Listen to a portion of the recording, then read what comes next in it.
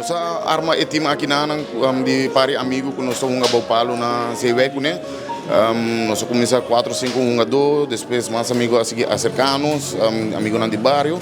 Então, para a dia de hoje, nós estamos quase 20 para 25 jogadores do time de dominó que nós temos agora aqui. Que é dia de hoje?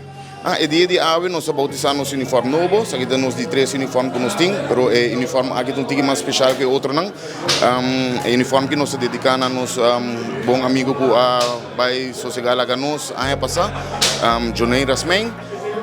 Por certo, um tremendo jogador de dominó, depois que bem ano passado for de competir na Las Vegas, quebrada de saúde, ela vai lá conosco, então esse aqui é o motivo também que eu estou usando o inicial na riba uniforme, que nós estamos dedicando o uniforme aqui na sua pessoa.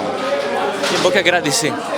Me quero agradecer a todas as pessoas que ajudam-nos para o uniforme, mas tanto todos os amigos do time, para sobre assim, nós temos um time agora aqui, então nós somos um time competitivo, nós somos um time grande de Aruba, vários torneios que nós ganhamos, por certo, a noite mesmo nós temos competência com a comissão disso aqui, nós estamos ganhando contra outro tremendo time, Plumagen, também para bom amigo de nós.